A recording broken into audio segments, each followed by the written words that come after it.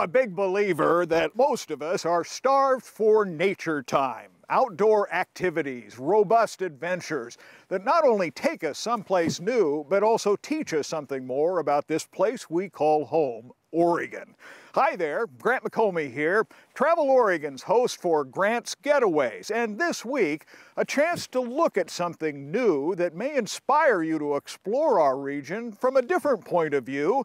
It's called the Intertwine, and it's all about connections with the wild places that we prize. Time in the outdoors can refresh the eye and lift the spirit. And the beauty of Oregon is you don't have to travel far to find it. Wild in the City is about connecting people to these particular sites and the connections, the trails that connect them. Wild in the City is a new book, edited by Mike Houck, M.J. Cody, and Bob Salinger.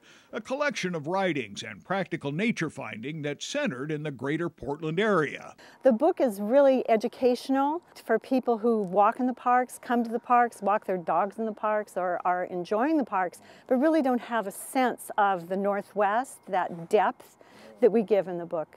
More than 100 writers contributed to finding the wild in the city, from Washington County's Fern Hill wetlands, where flocks of geese can fill the sky. It's like a million planes all landing at once, and they're in a pattern, and they have to wait till the first row comes in. To the region's eastern edge at Oxbow Park that seems more wilderness than campground. And we call that an urban park because it's so close to Portland, but it is really wilderness, and it is beautiful. The salmon are spawning there, and the river is beautiful, and there's just all kinds of things to do in Oxbow. It's a magnificent park as well.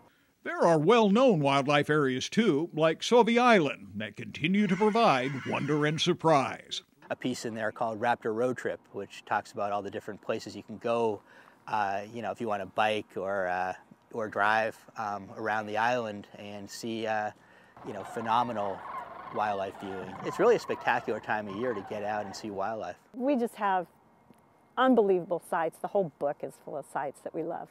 Whether you're a longtime resident or a newcomer or just passing through, you're going to fall in love with Wild in the City. It's a fine collection of essays, directions to wild places, all kinds of valuable information.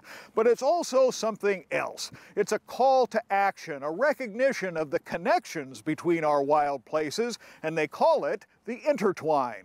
The Intertwine is really a name for the region's network of trails, parks, and natural areas. Dan Moeller works for Metro. They manage much of the 14,000 plus acres of parks, trails, and natural areas that have been acquired through voter-approved bond measures the past 2 decades. You can find everything from beautiful wetlands to oak woodlands to prairies, really to upland forests. So you can find a little bit of everything, and it's really, really magnificent land.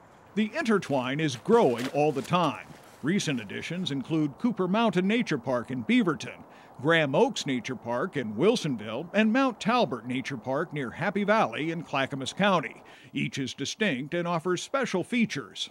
And that's exactly what Intertwine is. It really goes beyond bureaucratic boundaries, and it works, among agencies, among communities, among cities, to bring all of these natural spaces and parks together so that the citizens can really go out and enjoy them as seamlessly and as easily as possible. You don't have to drive an hour and a half to get to nature. It's right here where we live. We can do it as part of our everyday lives. Mike Wetter is director of the Intertwine Alliance, a group of more than 50 public and nonprofit agencies plus private businesses. The new Intertwine website provides maps, directions, and tips so you can explore the wild places.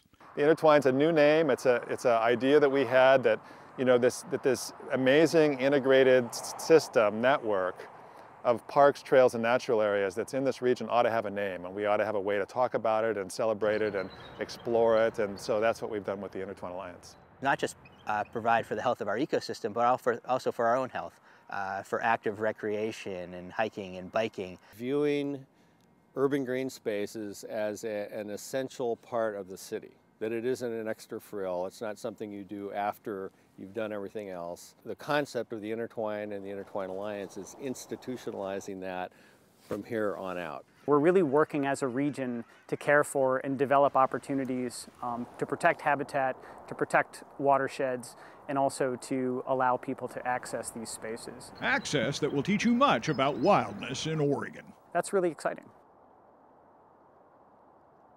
You have a wonderful opportunity to meet many of the riders who made Wild in the City possible this weekend, both Saturday and Sunday at the annual Wild Arts Festival held in Portland. And we have all the details, directions, and the contact information so you can check it out, as well as more information on the Intertwine Alliance on the Travel Oregon website. So check it out.